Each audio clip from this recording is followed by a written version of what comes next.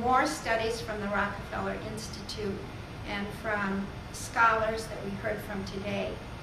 What we want to do at the Institute is build a coalition of think tanks so that the reports don't come out piecemeal here and there, sporadically as one or another, as we get a little funding or somebody has a good idea. And what we did with this report was actually across the political spectrum, we recruited key think tanks. So we have in Washington, policy centers. So we have, DEMOS and the Consumer Federation of America and the National Federation of Community Development Credit Unions. And, on our side, this doesn't have an author because we're getting think tanks in the coalition to support our argument. So the second part of the three-part strategy is to get public intellectuals and the national media elites to focus on predatory gambling put it on the public agenda and focus on it as a national issue.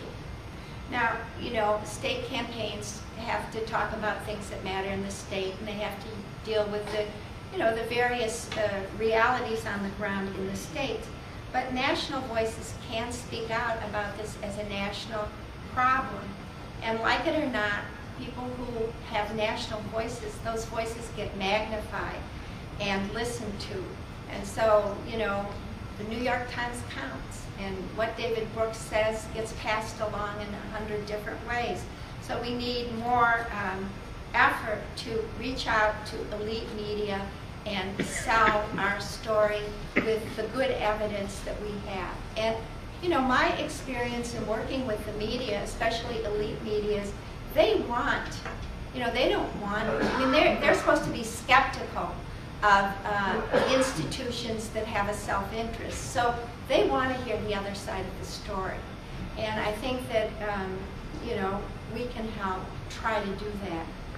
And then finally, the third and final step in the think tank strategy is to tell a better story, tell a big story to the public. Again, the gambling industry and their partners in state government have had a huge advantage in telling their story. And as far as I can tell, their story is pretty much, if you can reduce it down to a bumper sticker, it's this.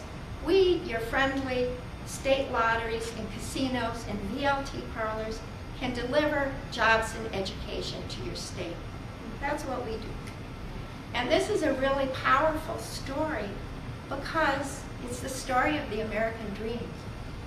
Jobs for dad and a college education for the kids. That's it. That's what a lot of Americans who are playing the lottery, and 1 out of 5 who hope to see that this is the only way to have any kind of security in life, this is really what they want. And this isn't just today, this is historically the case. So I think that it's really important to help discredit this story and to say that the gambling industry and its partners have hijacked the American dream.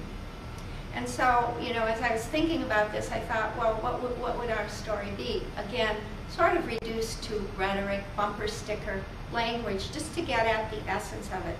So, since I'm a writer, here's the rough draft, at least as I've conceived it, for you to debate and argue with. But I'm going to read it so I get it right. Okay, here it is. We stand united against predatory gambling because it destroys the American dream. We too believe in jobs, but not the kind of one-side, one-time casino jobs that provide employment for 18 months and then disappear when the economy turns sour. We too believe in education, but not the kind of education that helps the privileged get ahead on the backs of the poor. We too believe in prosperity, but not the kind of phony prosperity that is built on false promises of instant wins and megabucks. And we too believe in the American dream, but not an American dream that benefits the powerful in high places, but one that puts freedom, fairness, and opportunity available for every citizen. Now, I think if some version of this story gets told and disseminated, along with the good research and along with the hard work at the state level, then we will certainly prevail. And as John Kent said, there's not been adequate competition to the story and the evidence that predatory gambling partners have put out. And they'll fold because they have no real way to compete against the story that we can tell. So I'm confident that we can do this, and we will prevail because our version of the American dream story has truth and justice on its side. So thank you very much for your time and attention and for inviting me here today. Thank you.